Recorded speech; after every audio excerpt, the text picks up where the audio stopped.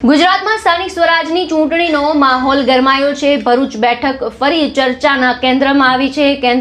કોંગ્રેસના દિવંગત નેતા અહેમદ પટેલના પુત્રી અને કોંગ્રેસ નેતા મુમતાઝ પટેલે સોશિયલ મીડિયા પ્લેટફોર્મ એક્સ પર કરેલી એક પોસ્ટના કારણે ગુજરાતની રાજનીતિમાં ગરમાવો આવ્યો છે। કોંગ્રેસી નેતા મુમતાઝ પટેલે પક્ષના આંતરિક વિખવાદ અને જૂથવાદ પર ખુલ્લેઆમ નારાજગી વ્યક્ત કરી છે। મુમતાઝ પટેલે સોશિયલ મીડિયા પર એક પોસ્ટ કરીને ખળભળાટ મચાવી દીધો છે। મુમતાઝ પટેલે પોતાની પોસ્ટમાં સ્પષ્ટ શબ્દોમાં કહ્યું છે કે જો પાર્ટીમાં એકતા ના હોય તો પ્રચાર કરવા પાછળનો કોઈ તર્ક જ નથી રહેતો। તેમણે કાર્યકર્તા અને નેતાઓને આળસુ બતાવીને કહ્યું કે માત્ર દેખાવ ખાતર પ્રચાર કરવાથી જીત નથી મળતી। ચૂંટણી જીતવા માટે સંગઠન મજબૂત હોવું અનિવાર્ય છે।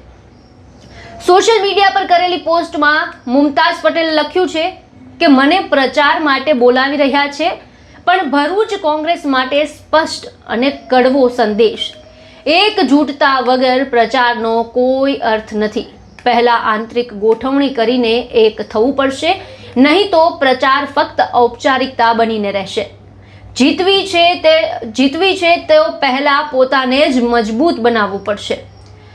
આપને જણાવી દઈએ કે ભરૂચ બેઠક પર બેઠકોની વહેંચણીને લઈને અગાઉ પણ અનેક વિવાદો થઈ ચૂક્યા છે। ત્યારે મુમતાઝ પટેલની આ પોસ્ટ સીધો સંકેત આપે છે કે સ્થાનિક સ્તરે નેતાઓ અને કાર્યકરો વચ્ચે તાલમેલનો ભારે અભાવ છે। જોકે આ ગંભીર મુદ્દે હજુ સુધી સ્થાનિક કોંગ્રેસના મોટા ગજાના નેતાઓ તરફથી કોઈ સત્તાવાર પ્રતિક્રિયા સામે નથી આવી। જો આપણને અંદરથી જ એક નથી તો જનતાની વચ્ચે જઈને વિશ્વાસ કેવી રીતે જીતીશું? જીતવા માટે એક લક્ષ્ય અને મજબૂત સંગઠન જરૂરી છે। આ વાત મુમતાઝ પટેલે કરી છે।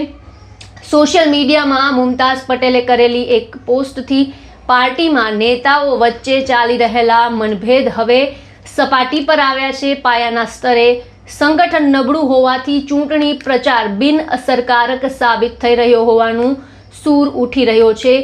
એક બાજુ ભાજપનું પોતાનું માળખું છે તે મજબૂત બનાવી રહ્યું છે, ત્યારે કોંગ્રેસમાં આંતરિક ખેંચતાણને કારણે મોટું નુકસાન પહોંચી રહ્યું છે। સ્થાનિક સ્વરાજની ચૂંટણીના ટાણે જ મુમતાઝ પટેલ જેવા સક્રિય નેતાની નારાજગી કોંગ્રેસ માટે ચિંતાનો વિષય બની છે। વિરોધ પક્ષો આ મુદ્દાને કોંગ્રેસની નબળાઈ તરીકે રજૂ કરી રહ્યા છે। ત્યારે જોવાનું રહેશે કે કોંગ્રેસને આ નારાજગી આવનારી સ્થાનિક સ્વરાજની ચૂંટણીમાં કેટલી ભારે પડી શકે છે। આપના શું વિચાર છે સમગ્ર મુદ્દાને લઈને અમને કોમેન્ટ બોક્સમાં આપના મંતવ્ય જણાવો અને અમારી ચેનલને લાઇક, શેર અને સબસ્ક્રાઇબ કરવાનું ભૂલશો નહીં।